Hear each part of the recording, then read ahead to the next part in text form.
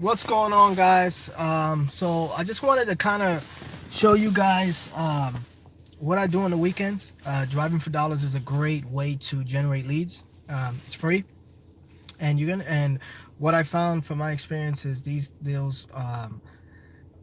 You get a really big assignment fee because you got to ask yourself, why is the property vacant, right? Most of the time, it's because either they inherited the property, or they lost the home through foreclosure, or they're out of state, tire landlord, things like that. So I wanted to kind of show you guys what I do, what I look for. I'm actually in front of one right now. Let me show you guys what I look for. You see that right there? Let me see if I can zoom in. So you see that? Pretty looks in pretty bad shape. Um, so that's something that you want to look for. Look at that door, right?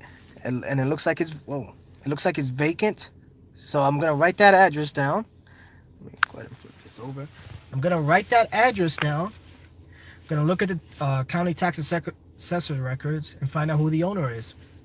If the owner who lives in the property is the same, if the address is the same as this address, that means that I need to skip tracing. And what skip tracing is, it's basically where you're gonna find out the information about the owner. You're gonna find out the new updated address and a phone number. And then what you're gonna want to do is you're gonna reach out to that homeowner and ask them if they would be interested in an offer, a cash offer. Again, these deals, these still turn out to be really good. I mean, I can count most of my driving for dollar leads has been, my average time is about 12,000. So they generate really good revenue if you guys really focus on them. And I know there's a lot of apps out there. There is a lot of tools you can use to make this process easier. I keep it very simple. I have a notepad. And then I just write the addresses down. Let me show you guys. Right? So I have these addresses that I write down. I go home and I go look at who the owner is, and then also I put them in an Excel sheet, and then either I skip trace them or I send them a letter. I just skip trace all of them, but that's what you can do. You guys can send them a letter. So that's kind of what I'm looking for. I'm looking for properties that are boarded up, properties that look like they need repairs. Hold on a second. I don't want to. Give me 1 second. Properties that look like they need some work. And those are great leads because you can buy a vacant list. Right, there's services out there that provide vacant lists, right? But this is the most up-to-date data. This is when you're driving for dollars, you can actually confirm if they're vacant or not. Because what happens is when you buy these lists, what you're gonna find is a big percentage of those properties have been sold. So it's a little outdated. So that's why it's good to always drive for dollars, because you get the most up-to-date data, right? You get to confirm yourself. You can do a drive-by and just confirm for yourself if it's vacant or not. And again, these turns out to be really good deals. So it's something you guys should be implementing into your business.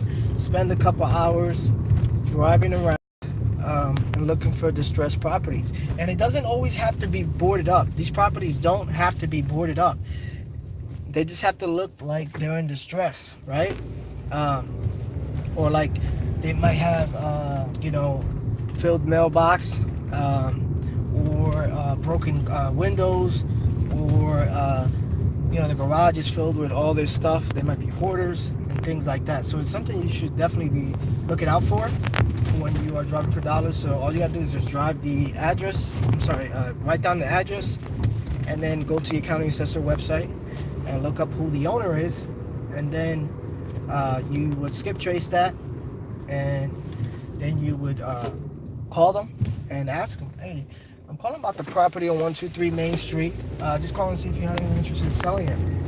And then just let them talk and let them explain kind of what the situation is. It's obvious situation. If it's vacant and they're not living in it, it's probably in need of a ton of repairs. So now this can take a couple hours because you don't know where the vacant properties are, right? It's not like, you know what I mean? You have to drive around for a couple hours to find a good amount of properties, so that you can go back up, and here's another one right here. What's that one? And then what you're gonna find is some of them are owned by the banks, and we don't deal with banks. You want to deal direct to seller. So it's just something you guys should definitely be doing. It's free. It doesn't cost you money. It just costs you a yellow letter pad, like a yellow pad, some gas, and a pen, and you're all good. Give me 1 second, guys. I haven't had much luck today, as far as finding a lot of addresses. I took a new route, so I haven't really had a lot of success today. Finding a lot of addresses here, but just wanted to shoot a video and kind of talk about what I look for. I look for properties that mailboxes are full, grass is high, boarded up. Obviously, that's pretty obvious, but they don't have to be boarded up for them for you to write that address. They could look like they're in distress, that they might need some repairs, siding, doors all messed up, and things like that. So, and I know there's a lot of apps out there, again, that you guys can use. I just keep it simple. I use a yellow pad, and I just write the addresses down and put it in an Excel sheet to look them up later. There's another one right there. Let me back up. All right, guys. Let me finish it. Let me do my driving for dollars, and then I'll get back to you guys.